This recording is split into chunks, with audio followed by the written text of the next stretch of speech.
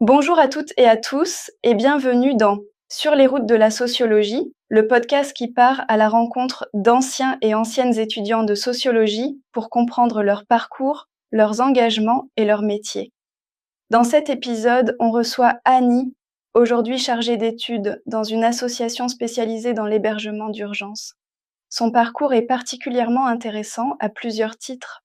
D'abord parce qu'il illustre une découverte progressive de la sociologie, mais aussi parce qu'il est traversé par des expériences personnelles fortes, notamment liées à la migration, qui ont profondément façonné son rapport à la discipline. Au fil de cet entretien, on revient sur son entrée dans les études de sociologie, sur ce que cette formation lui a permis de comprendre, y compris sur sa propre trajectoire, mais aussi sur son mémoire de recherche, consacré à un objet assez original, les arts martiaux mixtes et les questions de genre. Dans une seconde partie, on s'intéresse à son insertion professionnelle. Annie nous explique en quoi consiste concrètement son travail de chargée d'observation sociale, comment elle mobilise les outils de la sociologie dans son quotidien, et ce que les données qu'elle produit nous disent des réalités sociales, notamment en matière de précarité et d'accès à l'hébergement. Bonne écoute. Ma première question, c'est est-ce que tu pourrais te présenter en quelques mots? Annie Codé-Dagnan, je suis diplômée d'un master de sociologie, si on devrait se présenter premièrement par les diplômes, et je suis actuellement chargée d'observation sociale dans le SIAO de la Charente. On reviendra peut-être sur ces termes et de quoi il s'agit précisément. Et puis voilà, j'ai fait toutes mes études à l'université de Poitiers et même avant à Poitiers. Et je vis encore actuellement à Poitiers, même si je travaille sur le département de la Charente. Est-ce que tu pourrais nous dire qu'est-ce qui a fait que tu as choisi de faire des études de sociologie? Alors c'est un peu le hasard parce que en réalité je ne connaissais même pas, je savais pas ce que c'était la sociologie au lycée. Pourtant on est censé en faire en fait en terminale, mais nous c'était plus au lycée, j'avais en fait 90% du temps en économie sociale, on faisait que de l'économie et je me rappelle pas qu'on ait parlé de sociologie, en tout cas le terme de sociologie, on parlait plus de juste social comme ça, mais je connaissais pas la sociologie en tant que discipline et j'aimais beaucoup l'histoire, mes cours d'histoire. Et en fait, avec un peu de recul, c'est que mon prof d'histoire faisait un peu de sociologie et en fait, c'était ça que j'aimais bien, mais moi, je pensais que c'était en fait la discipline vraiment histoire, les études d'histoire qui allaient me plaire. Donc j'ai commencé une fac d'histoire à Poitiers que j'ai arrêté quelques mois après parce que ça me plaisait pas et c'était pas du tout ce à quoi je m'attendais. Et en fait, à cette période, enfin, il y a déjà plusieurs années, ça n'existe plus, mais en fait, on pouvait prendre une discipline supplémentaire. Donc, mais n'importe quelle discipline, hein, ça pouvait être, on peut même prendre psycho.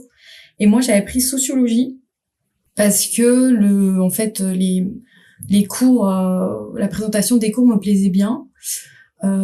Mais encore une fois, je savais pas du tout ce que c'était. Et en réalité, si je devrais être honnête, c'était parce que les horaires des cours aussi m'arrangeaient beaucoup parce que je travaillais à côté.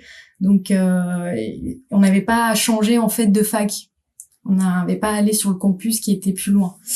Donc j'avais pris ça et en fait ça a été vraiment une révélation. J'ai adoré en fait et je me suis dit mais en fait moi j'attendais d'avoir ça en histoire, mais en fait c'est la sociologie que j'aimais bien et vraiment dès un ou deux cours avec les profs de sociologie, c'était 2 cours par semaine, c'est pas plus, et chacun c'était 1 heure et demie ou peut-être même 2 heures, je sais plus.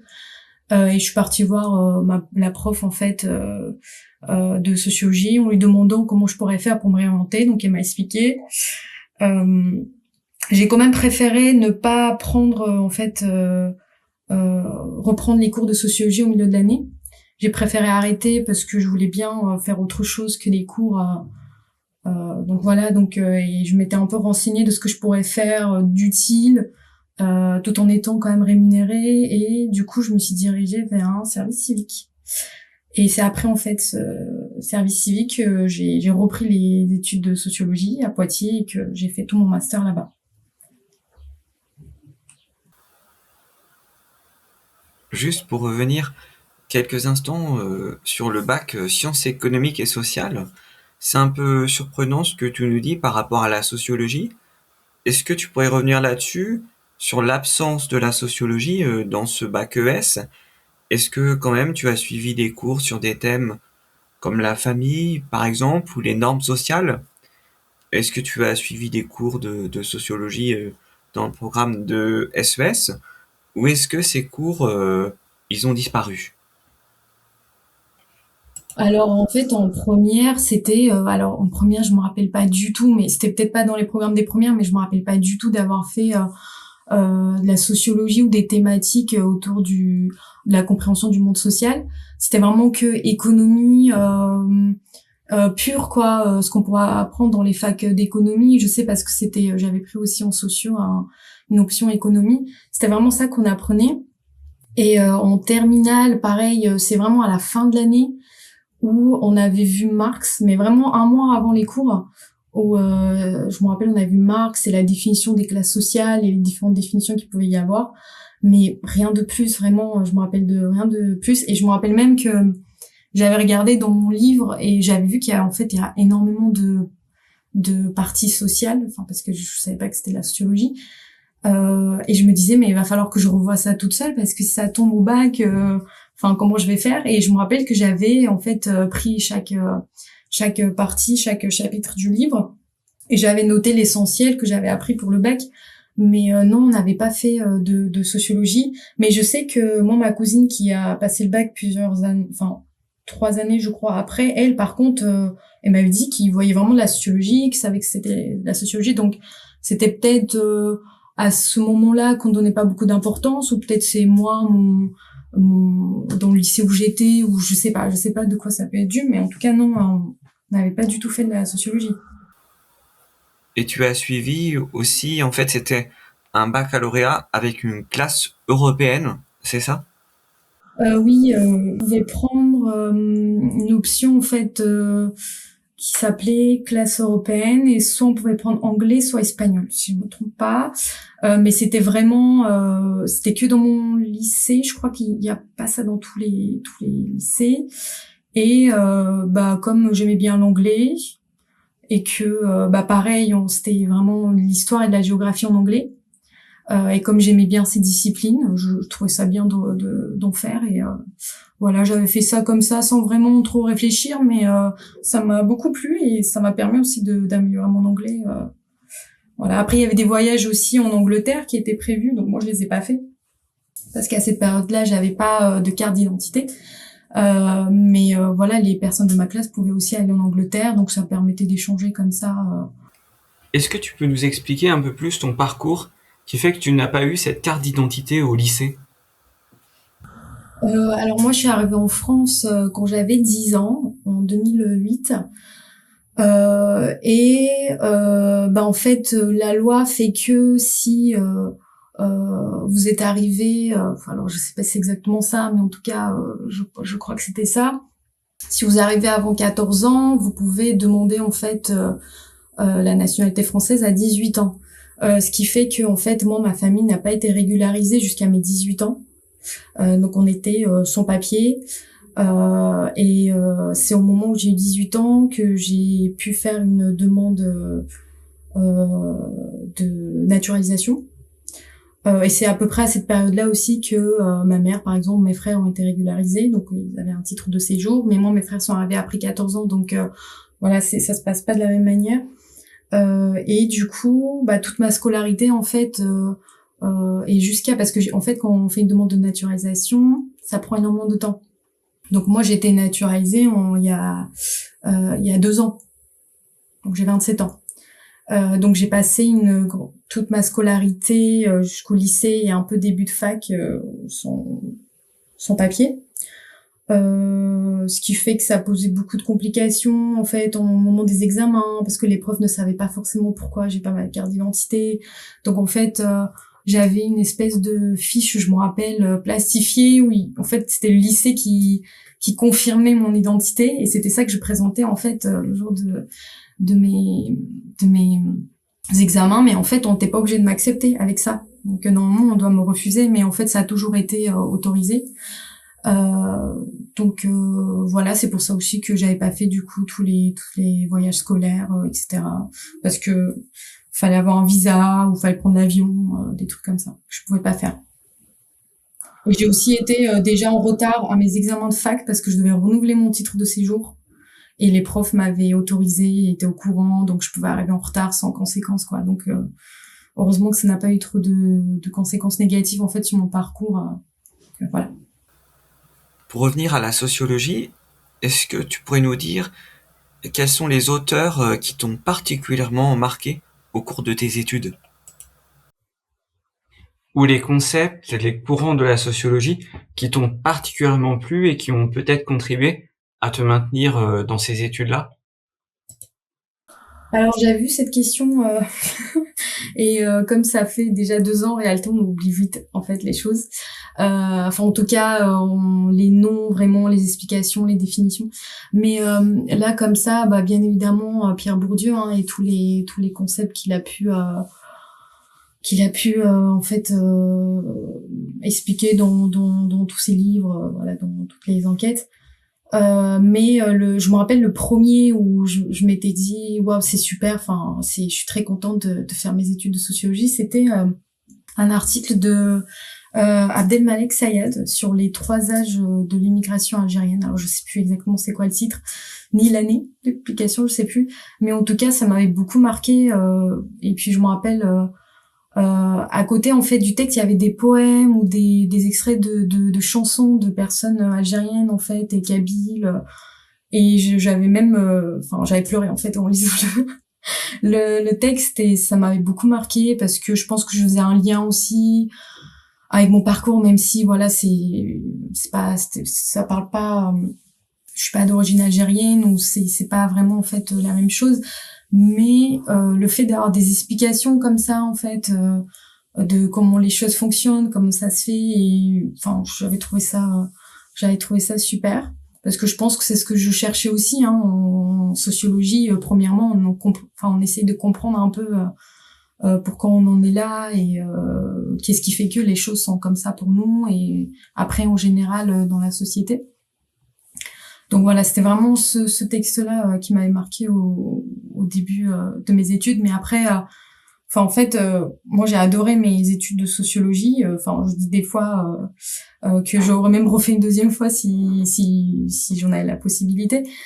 Donc tous les textes en fait que je pouvais lire ou les livres, ça ouvrait mes horizons. J'avais vraiment l'impression d'ouvrir mes horizons de compréhension du monde social. Voilà, c'est tout ce que je peux dire en fait sur ça. Du coup, ensuite, cette question de la migration, est-ce que tu t'y es intéressé à travers tes mémoires ou est-ce que tu as complètement changé, tu as travaillé sur d'autres objets?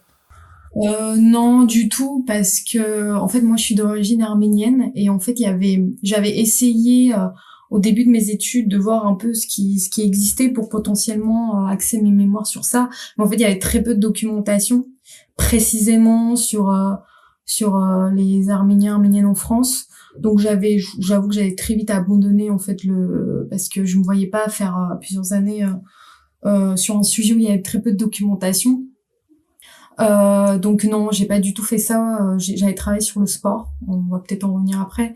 Mais non, j'ai pas du tout. Mais j'ai continué à lire en fait sur ce sujet-là. Même après mes études, voilà, des livres qui pouvaient sortir, mais pas forcément sur les arméniennes en France ou l'immigration arménienne. Mais en général, là dernièrement, ce que j'ai pu lire sur le sujet, c'est alors je sais plus le titre exactement, mais c'est T'aimes la France mais tu la quittes. Alors je sais plus non plus les auteurs, mais voilà, c'était sur les personnes de confession musulmane en fait et issues de l'immigration aussi, qui en fait quittaient la France parce que c'était compliqué d'avoir du travail, etc. à cause du racisme, islamophobie, etc. Donc voilà, je continue quand même à m'intéresser sur ce sujet, mais non, pendant mes études, j'ai pas travaillé sur ces questions-là. Et donc ensuite, tu t'es intéressé à la question du sport. Est-ce que tu pourrais nous en dire un peu plus? C'est ton mémoire de Master 1? Non, j'ai commencé dès la 3e année de licence, où on avait déjà un petit écrit à rendre.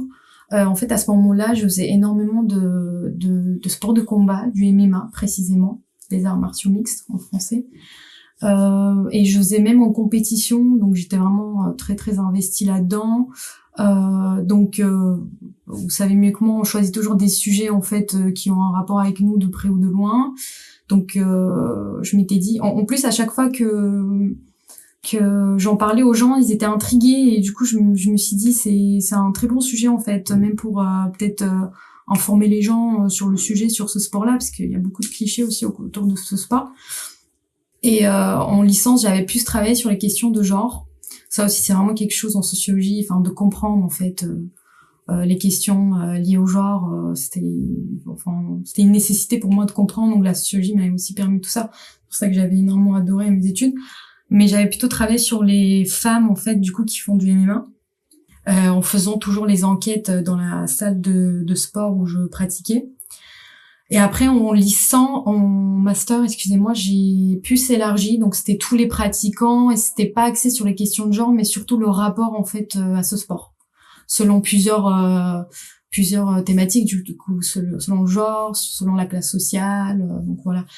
Je voulais, en fait, comprendre d'où venaient ces personnes, en fait. Est-ce qu'il y a des caractéristiques qui ressortaient le plus? Et leur rapport, en fait, à ce sport, qui est quand même un sport qui a une image particulière, surtout en France. Tu parles à l'instant de clichés du MMA. Est-ce que tu pourrais nous dire un peu plus sur ce que c'est ces clichés et comment est-ce que tu as pu les déconstruire? En fait, le MMA, Mixed Martial Arts en anglais, c'est en fait une mélange de plusieurs sports de combat. Et en fait, ça a été régularisé, enfin les compétitions étaient autorisées en France que très récemment, il y a 3 ans, je crois. Et avant ça, c'était interdit d'organiser des compétitions de MMA. Il y avait des salles qui proposaient la pratique du MMA, mais les personnes qui ont pratiqué en compétition devaient aller à l'étranger pour combattre. Et surtout, en fait, dans mon mémoire, j'avais mis en avant aussi les discours politiques sur ce sport, où pendant des débats à l'Assemblée, on parlait de sport sans règles, de sauvage, de retour au Moyen-Âge. Donc voilà, et aussi en fait les autres fédérations de sport de combat comme le judo aussi n'étaient pas pour en fait la régularisation des compétitions de MMA en France pour plusieurs raisons. Pareil, l'image très négative qu'ils pouvaient avoir, mais c'est aussi en fait la peur que le MMA prenne trop de place dans le champ des sports de combat. Donc il y avait aussi des choses plus structurelles. En fait, les personnes qui ne connaissent pas ce sport pensent que c'est un sport de combat sans règles déjà. Donc c'est totalement faux. Il y a des règles dans le MMA. On peut pas frapper n'importe où, n'importe quand, n'importe qui. Et aussi, en fait, la forme actuelle du MMA maintenant, en fait, les personnes pensaient que les clichés, en fait, c'est plus sur les personnes qui vont pratiquer le MMA. Donc des personnes violentes, en fait, qui vont être intéressées juste par la bagarre, comme on dit. Voilà, mais en fait, c'est que à l'origine, le MMA a été utilisé par des organisations à but lucratif pour créer le show, en fait, pour créer le spectacle. Et ce qui vendait, ce qui faisait le spectacle, c'était justement le fait qu'il y ait du sang, qu'il y ait des chaos, etc. Donc en fait, ça a fait beaucoup de mal en fait à l'image du MMA. Mais petit à petit, pour pouvoir en fait être diffusé à la télé comme les autres sports de combat, en fait les règles, il y a eu plus de règles et il y a eu plus de régularisation du MMA. Mais l'image du MMA a été quand même négative, même si il y a eu un changement en fait dans la réglementation. Donc voilà en fait, et jusqu'à maintenant il y a tous ces clichés, mais moi je pense que maintenant ça va beaucoup mieux parce qu'il y a même une organisation qui tous les ans fait des combats à Poitiers dans l'Arena Futuroscope. Il y a beaucoup de personnes qui y vont, donc je pense que l'image a quand même évolué, puis c'est beaucoup plus projeté sur les chaînes spécialisées dans le sport. Donc ça va beaucoup mieux, mais effectivement juste avant la régularisation, c'était quand même, dire que tu fais du MMA, c'était faut pas rigoler avec toi, sinon tu peux frapper la personne à tout moment, quoi. Je blague sur ça, mais c'était un peu ça, alors que maintenant c'est plus on se méfie, mais quand même on sait que c'est pas ce qu'on pense, on sait qu'il y a des clichés, que c'est plus comme il y a 50 ans le MMA. Il y a un exercice un peu particulier en licence de sociologie, c'est l'auto-socio-analyse. Est-ce que ça, c'est un exercice qui t'a particulièrement marqué ou pas. Est-ce qu'il y a un autre travail d'enquête, de terrain, le fait de réaliser des entretiens, des observations, qui t'a particulièrement marqué pendant tes études? Alors oui, je me rappelle très bien de l'écrit en fait qu'on avait à produire. C'était dans notre programme en licence de auto-socio-analyse. En tout cas, une analyse réflexive en fait de nous, de notre parcours. C'était effectivement, ça m'avait permis de comprendre beaucoup de choses sur mon parcours, notamment en fait, en fait, les d'autres personnes en fait. Qui avaient les mêmes origines que moi, d'autres femmes, en fait, ne faisaient pas des longues études, j'avais remarqué, et je me demandais pourquoi, et en fait, en faisant l'auto-analyse, j'avais vu qu'en fait, moi, mes parents, par rapport, en fait, aux personnes à cette période-là, en fait, au moment où ils étaient en Arménie, ne faisaient pas beaucoup d'études. Et moi, mes parents avaient fait des études. Et je me suis dit, ah, mais c'est vrai que moi, enfin, ma mère a fait des études, mon père a fait des études, donc, ce qui fait que en fait, moi, j'en viens aussi. J'étais incitée et j'en viens aussi à faire des longues études. Bon, enfin, je me rappelle de ça, mais il y avait beaucoup d'autres choses comme ça en fait qu'on comprend. Sinon, moi, j'avais beaucoup aimé mon enquête en fait de 3 ans en réalité sur les MMA et de me rendre compte que ma vision en fait et mon rapport à ce sport n'avait rien à voir avec les autres personnes, même avec d'autres femmes, hein, d'autres hommes déjà, et surtout des autres femmes. Enfin, on voyait pas du tout ce sport de la même manière. Surtout la place en fait en tant que femme dans ce sport.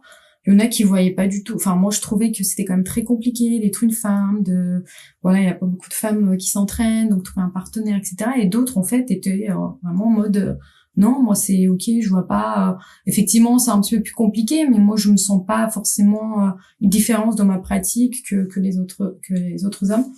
Et c'était super intéressant de voir ça, même en général, de creuser en fait le sujet, même jusqu'au rapport en fait à ce sport selon la classe sociale. C'était vraiment super. Et aussi j'étais allée en fait dans d'autres pratiques. J'étais allée dans un entraînement dans une autre salle de boxe française. Aussi, j'étais allée dans une autre salle de MMA. Donc, voir aussi les différences, en fait, de la manière d'enseigner un sport. C'était vraiment super intéressant et j'avais essayé de mettre tout ça en avant dans mon mémoire, qui avait été très bien reçu d'ailleurs, par les profs qui m'avaient lu. Donc voilà, c'est vraiment chouette. Est-ce que tu pourrais nous expliquer un petit peu en quoi consiste ton emploi et nous parler de la structure dans laquelle tu travailles? Oui, alors moi je suis chargée d'observation sociale. Alors juste pour expliquer, moi j'ai été diplômée de mon master de sociologie en 2023 et en fait j'ai commencé cet emploi-là, c'est mon premier emploi après l'obtention de mon diplôme de sociologie. Je l'ai commencé le 1er janvier 2024. Donc voilà, j'ai cherché à peu près 3 mois et voilà. Donc pour vous dire que c'est mon premier emploi et ça fait un peu plus de 2 ans du coup, 2 ans et 4 mois que je suis chargée d'observation sociale. Et en fait pour un peu expliquer aux gens parce que le terme est pas trop clair, où je dis que je suis chargée d'études pour une association. Et du coup moi je suis chargée d'études dans une association qui s'appelle AFU16. C'est la Fédération des acteurs de l'urgence sociale de la Charente. Et pour résumer, c'est une association, mais en réalité c'est une fédération d'associations qui lutte contre le sans-abrisme et qui en fait aide en général des personnes en difficulté de logement et d'hébergement. En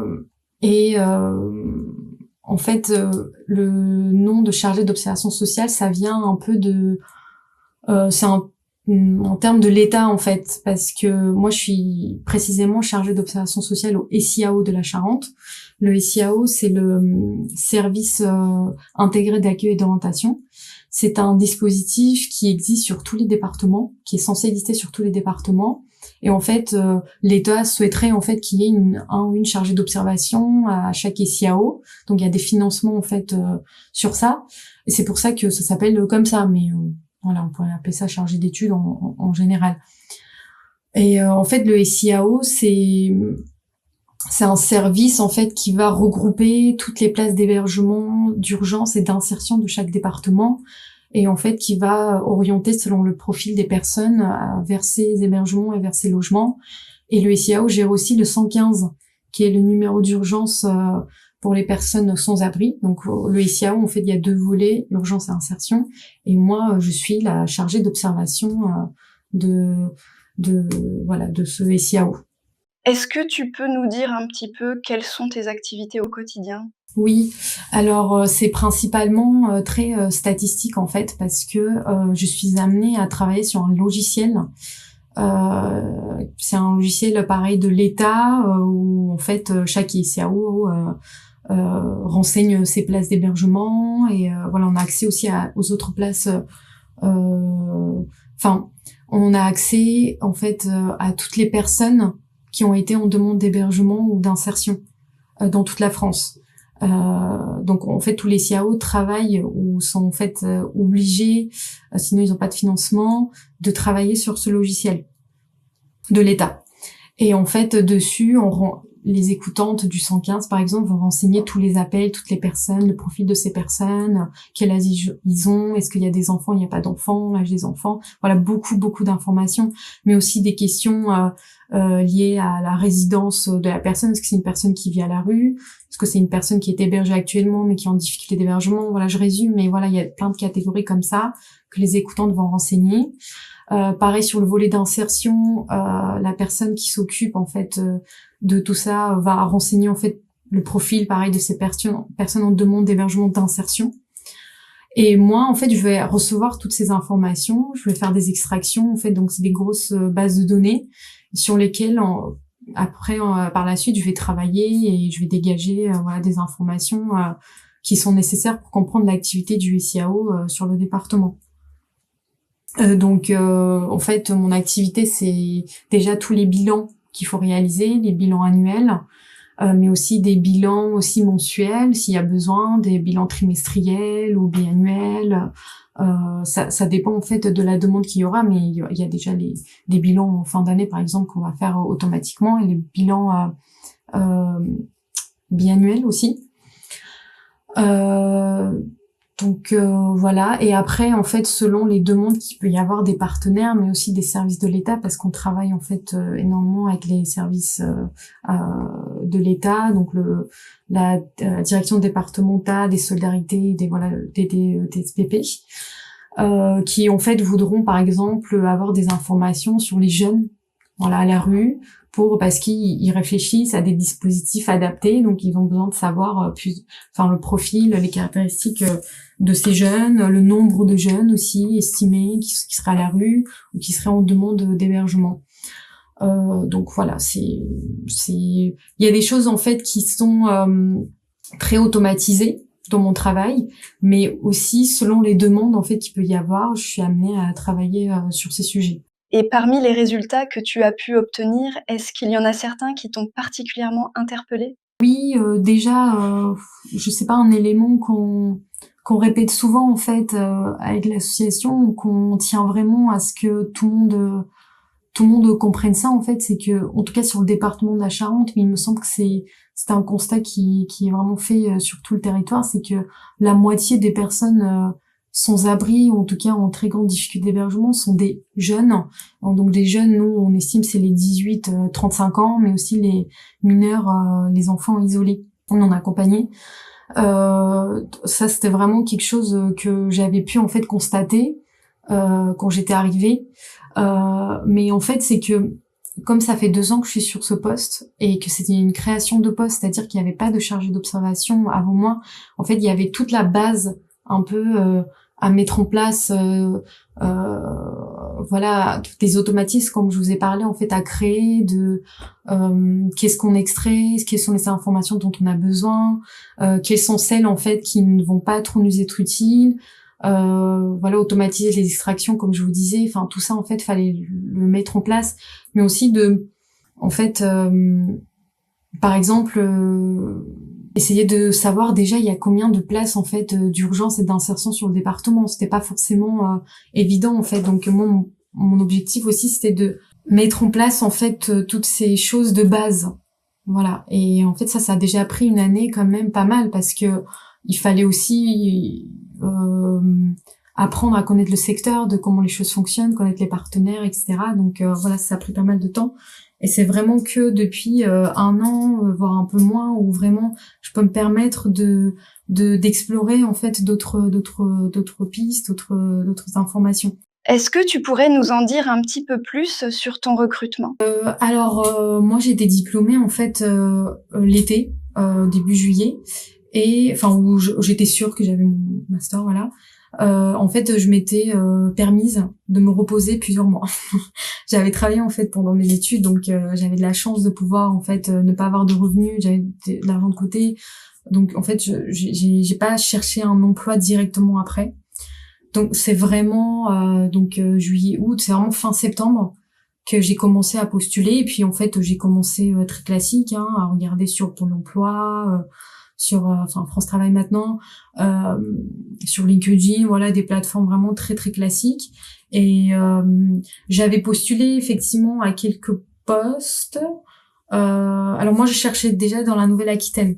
Voilà, donc je veux pas plus loin, pas forcément à Poitiers, mais dans la Nouvelle-Aquitaine. J'avais postulé, il me semble, à quelques postes déjà, 2-3 postes, pas plus, mais qui étaient plus. C'est quelque chose que j'ai remarqué aussi quand je cherchais un emploi, c'est qu'en fait, les recruteurs cherchent avec des gens avec beaucoup d'expérience, enfin au moins 1 ou 2 ans. Il y avait très peu de postes où en fait les débutants sont acceptés, ou en tout cas c'est un peu plus dur d'avoir un entretien.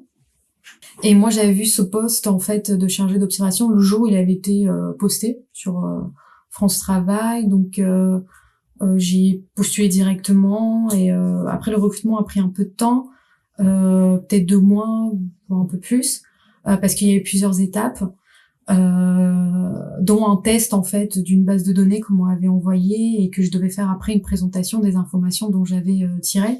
Donc voilà, c'était assez long en fait le processus de recrutement, mais j'ai pas postulé à beaucoup plus d'emplois que ça. Et voilà, dès que j'étais prise, j'y suis restée parce que ça me plaît beaucoup jusqu'à maintenant. Et donc, quand tu as commencé ce nouveau poste, est-ce que tu as eu besoin d'un temps d'adaptation? Un temps d'adaptation, oui, énormément, parce que, comme je vous ai dit, la fédération gère en fait plusieurs types de structures, dont j'en ai pas parlé, mais les LHSS, les lits à soins de santé en fait aussi, qui est un hébergement pour les personnes sans abri en fait, qui ne peuvent pas être maintenues à l'hôpital, mais qui ont besoin en fait des soins avant le retour à la rue. Mais le but en fait des lits, c'est de accompagner les personnes dans toutes les démarches pour pouvoir trouver un hébergement derrière. Voilà, je m'écarte, mais enfin il y avait plusieurs en fait dispositifs, donc en fait déjà je devais connaître ces dispositifs, comprendre comment ça fonctionne, comprendre un peu le rôle de tous mes collègues et toutes mes collègues. Donc vraiment ça a pris plusieurs mois, et voire 1 an après que je continuais quand même à apprendre des choses.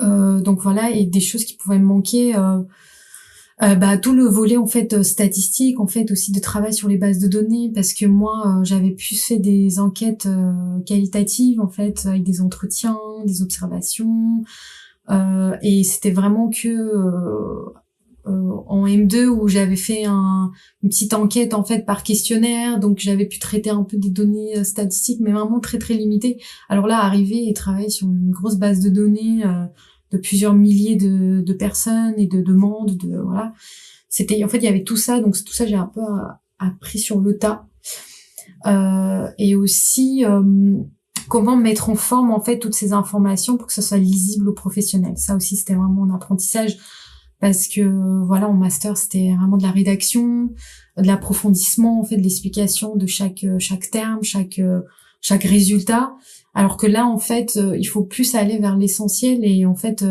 les professionnels n'ont pas forcément le temps de se poser et de d'écouter pendant 2 heures en fait le résultat d'une petite recherche statistique, etc. Donc en fait comment visualiser ces choses, donc voilà, via des graphiques simples, des choses très visuelles, et de comment expliquer ça de manière très synthétique. Ça, c'était des choses que vraiment j'ai appris pendant ce poste-là, quoi. Est-ce qu'il y a des aspects dans ton emploi que tu aimerais voir évoluer, que ce soit au niveau du travail en lui-même ou de l'organisation? Et que, comme je vous disais, là, c'est très, en fait, axé statistique, en fait. Et c'est pas l'objectif en fait de ce poste aussi, c'est aussi de faire des enquêtes et de faire remonter aussi des besoins. Mais le fait est que, enfin, les chiffres ça parle mieux, mais le souci c'est que ça indique pas tout. Ça parle mieux, et puis c'est aussi les services de l'État sont plus intéressés, pareil, par les chiffres, par des explications chiffrées, voilà, des données très statistiques. Donc c'est ça en fait que j'aimerais voir évoluer. Mais maintenant, comme je vous ai dit, la base un peu de ce poste a été posée, que j'ai pu vraiment comprendre comment les choses fonctionnaient de l'intérieur. J'espère pouvoir aussi proposer des sujets en fait sur lesquels enquêter. Déjà là, un petit truc, c'était pareil sur les jeunes en fait. J'avais fait une petite recherche statistique en fait sur de 2-3 ans en fait l'évolution de leurs demandes aux caractéristiques, et après j'avais pu en fait sélectionner une centaine de jeunes en fait qui étaient le plus en demande, et de rentrer un peu plus en détail dans leur parcours avec l'aide de mes collègues qui connaissent vraiment ces personnes et leur parcours de vie, de voir en fait quelles problématiques se dégageaient le plus pour justement pouvoir proposer un dispositif qui leur soit adapté. Et voilà, on a réussi un petit peu de sortir des données statistiques et essayer en fait, même si c'était que minime, les résultats ne sont pas vraiment ne nous permettront pas non plus de comprendre toute la complexité en fait du problème, mais voilà, c'était déjà une première chose qu'on a fait. Et j'espère que ça sera un peu plus approfondi dans la suite. Et là, notamment là, j'avais déjà constaté en 2024 que par rapport aux années précédentes, il y avait plus de femmes seules qui adressaient des demandes d'hébergement d'urgence. Et là, en 2025, comme je fais les bilans, j'ai constaté qu'il y a encore une augmentation. Donc justement, là, ça sera l'occasion, après la diffusion de ce bilan, de proposer, pourquoi pas, une petite enquête un peu plus qualitative sur l'augmentation justement de ces femmes qui font une demande, et quelles sont leurs caractéristiques et leurs problématiques, voilà. Parce qu'en Charente, il y a des départements en fait où il y a des places spécifiques pour les femmes, parce que on sait depuis longtemps que les femmes sont plus sujettes à des agressions sexuelles, notamment à la rue. Donc il y a des départements qui ont mis en place des places en fait d'urgence spécifiques pour ces femmes, mais il y en a pas en Charente. Il y a le dispositif pour les victimes de violences conjugales, voilà, mais pas pour les femmes à la rue, voilà. Donc pourquoi pas travailler sur ce sujet-là. Voilà un exemple que je peux vous donner. J'avais une question sur l'hébergement d'urgence et la question des refus. Est-ce que ça, c'est quelque chose qui est interrogé au sein de ta structure? Pas forcément dans le cadre de ta fonction à toi, mais est-ce qu'il y a une prise en compte de cette question des refus d'hébergement et des facteurs à l'origine de ces refus? Est-ce que ça, c'est quelque chose, une thématique qui, en tant que sociologue, sur laquelle on peut intervenir pour tenter d'expliquer ces formes de rejet? Bien sûr. Sur les refus, en fait, le logiciel de l'État où on va renseigner les demandes, on peut effectivement noter quand la demande n'est pas pourvue, parce qu'on parle de demande non pourvue, on peut noter pourquoi. Donc, mais c'est des catégories en fait qui sont pré-remplies qu'on doit sélectionner. Donc ça ne veut absolument pas et ça n'explique pas en fait toute la complexité de la réponse en fait, voilà, de la personne, mais que ce soit clair en fait, la moitié des demandes qui sont refusées, en tout cas sur le territoire de la Charente. Je parle vraiment, quand je parle à chaque fois de données statistiques, c'est vraiment le département de la Charente. La moitié des demandes qui sont refusées, c'est pour absence de place. Donc c'est parce qu'on n'a pas de place qu'on est obligé de refuser en fait la demande de la personne, mais il peut y avoir d'autres raisons en fait, comme la personne refuse parce que l'hébergement qui lui est proposé est trop loin du territoire où il est. Donc là, on va le mettre dans l'éloignement géographique. Enfin, je sais plus comment ça s'appelle exactement, mais en fait, on pourrait aussi le mettre dans absence de place aussi. C'est vrai qu'il y a des collègues aussi qui ne comprennent pas pourquoi il y a des personnes qui peuvent refuser en fait. Donc c'est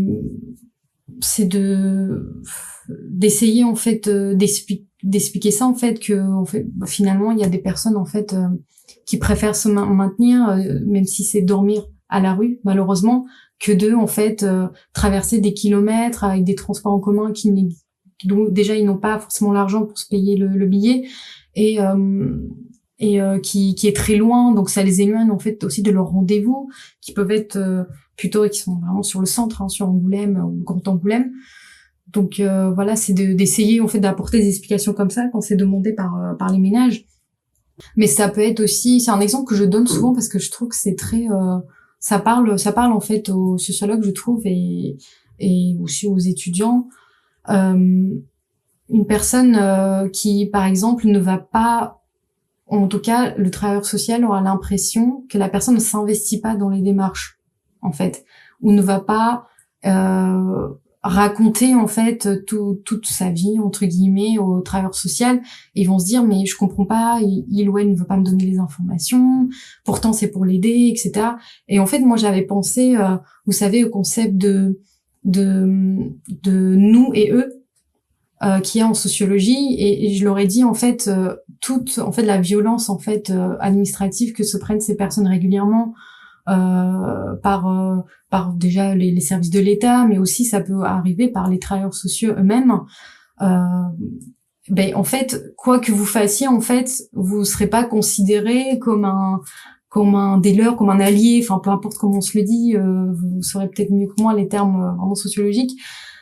Et c'est normal, et que c'est déjà montré aussi en sociologie, et que c'est ok, et qu'en fait il faudrait en sachant cela essayer de s'adapter en fait aux personnes. Donc voilà des exemples en fait des concepts de sociologie que j'ai pu apprendre, que j'essaye d'en parler à mes collègues quand ils sont en demande aussi, voilà. J'ai l'habitude de conclure sur le futur professionnel de la personne. Alors toi, j'ai cru comprendre que voilà, tu aimes beaucoup cet emploi, c'est un CDI, donc je pense que tu te vois encore dans cette structure pendant un certain temps. Est-ce que tu penses avoir la possibilité d'évoluer au sein de cette structure de façon encore différente? Quelle est ta vision de ton futur professionnel? Alors hormis, comme je vous ai dit, le souhait de pouvoir plus faire des enquêtes plus approfondies, euh, j'aimerais aussi plus en fait travailler aussi avec les partenaires en fait de tout le département, donc plus faire des choses en collectif en fait, et donc pourquoi pas organiser en fait des temps d'échange sur des problématiques qu'ils peuvent rencontrer en fait, en présentant les données dont on possède, et aussi et récolter eux les observations qu'ils peuvent avoir sur le terrain. Donc plutôt en fait voilà l'organisation peut-être de ce genre d'événement en fait, parce que en fait ce temps d'échange de connaissances c'est très je trouve c'est très enfin c'est une organisation très universitaire en fait, c'est plutôt les universités qui vont créer des temps d'échange comme ça, et qui va être plutôt pour les chercheurs, même si c'est ouvert à tout le monde, mais ça va plutôt être des chercheurs et des enseignants qui vont y aller. Et j'aimerais bien que ces temps-là en fait ça soit aussi pour les professionnels, pour pouvoir qu'ils aient une vision aussi plus globale de l'ensemble en fait de différents sujets. Donc pourquoi pas organiser une matinée avec un enseignant spécialisé sur un sujet, que ce soit un sociologue ou peut-être même un psychologue ou un chercheur en psychologie, un doctorant ou une doctorante, enfin peu importe, et inclure en fait les travailleurs sociaux et les travailleurs sociaux à ces temps-là en fait. Je souhaiterais bien que le poste aussi soit permette d'organiser tout cela quoi. Merci Annie pour ton témoignage. On se retrouve pour un 15e épisode en compagnie de Guillaume, sociologue et réalisateur. Ce spécialiste de la sociologie visuelle et filmique, formé dans le master professionnel Images et Société, film documentaire et sciences sociales à Évry, reviendra avec nous sur son parcours et ses expériences en tant que réalisateur. À bientôt sur les routes de la sociologie.